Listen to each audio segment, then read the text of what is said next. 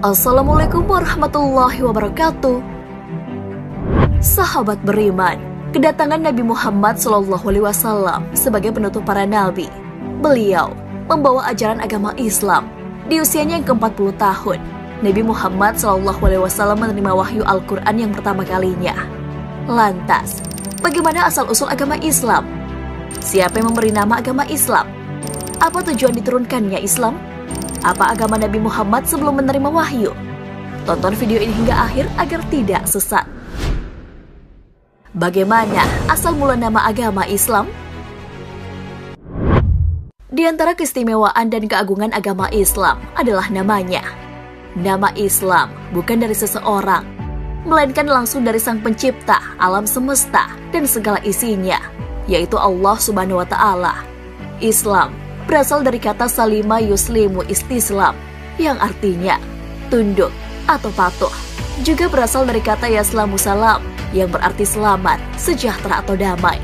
Menurut bahasa Arab, pecahan kata Islam mengandung pengertian Islam al-wajh, yang diartikan ikhlas menyerahkan diri kepada Allah Subhanahu wa Ta'ala. Di dalam Al-Quran, Allah Subhanahu wa Ta'ala berfirman, "Dan siapakah yang lebih baik agamanya daripada orang yang dengan ikhlas berserah diri kepada Allah?" Quran Surah An-Nisa ayat 125.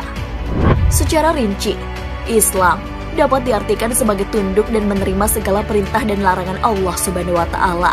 Perintah dan larangan ini sebagaimana yang terdapat dalam wahyu yang diturunkan Allah Subhanahu wa Ta'ala kepada Nabi dan Rasul melalui Al-Quran dan Sunnah. Manusia yang menerima ajaran Islam disebut Muslim.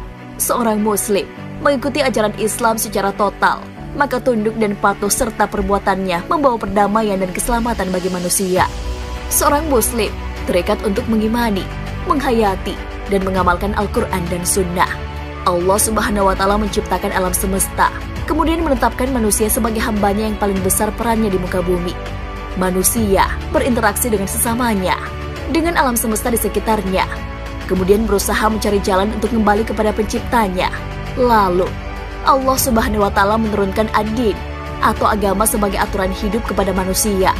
Tujuannya agar manusia hidup teratur dan menemukan jalan yang benar menuju Tuhannya. Aturan hidup yang dimaksud meliputi seluruh bidang kehidupan termasuk politik, hukum, sosial, budaya, dan sebagainya. Dengan demikian, manusia akan tentram dan damai, hidup rukun dan bahagia dengan sesamanya dalam naungan ridho Tuhannya.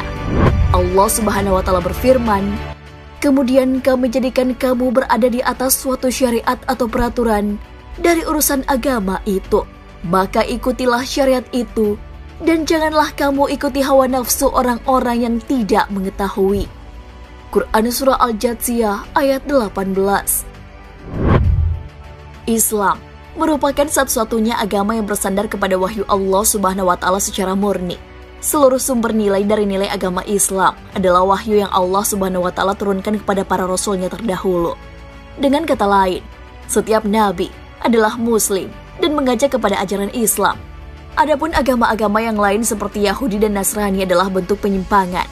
Sedangkan agama lainnya selain keduanya, yang jumlahnya begitu banyak di dunia ini, hanyalah hasil kebudayaan dan pemikiran manusia semata.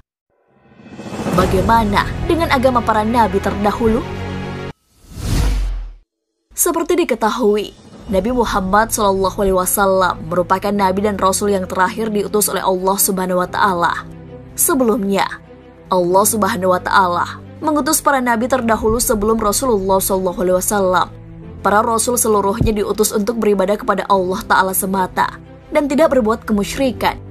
Allah Subhanahu wa Ta'ala berfirman, "Dan kami tidak mengutus seorang rasul pun sebelum kamu, melainkan kami wahyukan kepadanya bahwasanya tidak ada Tuhan yang berhak disembah melainkan Aku, maka sembahlah Aku." Quran Surah Al-Anbiya ayat 25. Qatadah dalam tafsir At-Tabari menafsirkan ayat tersebut bahwa seluruh rasul diutus dengan membawa ajaran ikhlas dan tauhid. Syariat itu bermacam-macam. Di dalam kitab Taurat ada syariat, di dalam kitab Injil ada syariat, di dalam Al-Quran ada syariat, yaitu halal dan haram.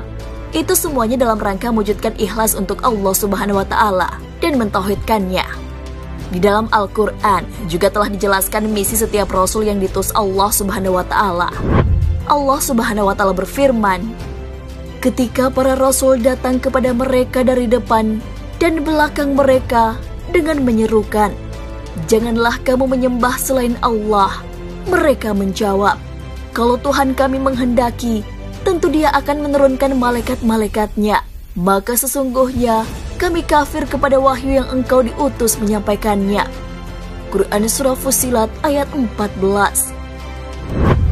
Syekhul Islam Ibnu Taimiyah rahimahullah dalam Al-Jawab As-Shahih berkata, Allah Subhanahu wa Ta'ala menurunkan agama yang disepakati oleh kitab-kitab dan juga para rasul.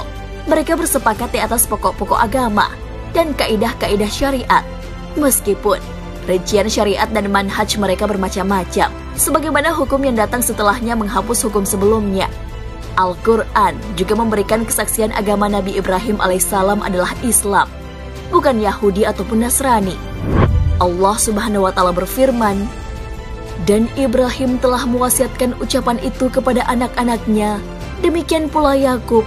Ibrahim berkata, hai anak-anakku, sesungguhnya Allah telah memilih agama ini bagimu, maka janganlah kamu mati kecuali dalam memeluk agama Islam. Quran Surah Al-Baqarah ayat 132. Dalam sebuah hadis, Rasulullah SAW menggambarkan para nabi bahwa mereka semua itu bersaudara. Bapak mereka satu. Dari sahabat Abu Hurairah radhiyallahu anhu, Rasulullah SAW bersabda, dan para nabi adalah bersaudara dari keturunan satu ayah dengan ibu yang berbeda, sedangkan agama mereka satu. Hadis riwayat Bukhari. Adapun Islam, yang mana kitab sucinya adalah Al-Quran, diwahyukan kepada Nabi Muhammad SAW saat beliau menginjak usia 40 tahun. Nabi Muhammad SAW memeluk agama apa sebelum menerima wahyu? Sebagaimana kita ketahui, Nabi Muhammad SAW menerima wahyu Al-Quran surah Al-Alaq di usianya yang ke-40 tahun. Nabi SAW menerima wahyu pertama dari Allah Subhanahu wa Ta'ala melalui malaikat Jibril pada 17 Ramadan di Gua Hira.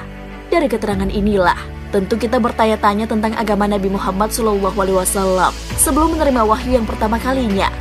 Mengenai amalan Nabi Muhammad SAW sebelum diutus dan menerima wahyu, ulama berbeda pendapat dalam hal ini. Dalam tafsir Al-Alusi, Nabi Muhammad SAW mengikuti Nabi Ibrahim alaihissalam. Al-Alusi menegaskan, pendapat yang benar mengenai kondisi Nabi Muhammad SAW sebelum diutus oleh Allah Subhanahu wa Ta'ala, bahwa Nabi SAW mengikuti ajaran Ibrahim alaihissalam. Al-Alusi membawakan keterangan Ibnu Aqil, Abul Waqah, Ali bin Aqil. Sementara itu, pendapat Al-Qadiyat dalam kitab Fathul Bari mengatakan, sebelum mendapat wahyu, Nabi Muhammad SAW tidak beribadah dengan mengikuti syariat umat sebelumnya. Ketika itu, Nabi SAW sudah beribadah. Salah satu buktinya, Nabi Muhammad SAW pernah melakukan tahannuts di gua-gua. Aisyah radhiyallahu anha pernah menceritakan peristiwa yang dialami Nabi SAW menjelang datangnya wahyu. Nabi menyendiri di Gua Hira melakukan tahannuts. Hadis riwayat Bukhari. Mengenai makna tahannuts dijelaskan oleh Al-Hafiz Ibnu Hajar. Maknanya ada dua. Yang pertama, tahannuts artinya mengikuti ajaran Hanifiyah. Itulah ajaran dan milah oleh Nabi Ibrahim alaihissalam. Dan yang kedua, tahannuts artinya menjauhi dosa. Ini dari kata al-hins yang artinya dosa. Dan kata tahannuts memiliki arti yatajannabu al-hins yang artinya menjauhi dosa. Sahabat beriman, itulah penjelasan mengenai syariat yang diikuti oleh Nabi Muhammad SAW sebelum menerima wahyu.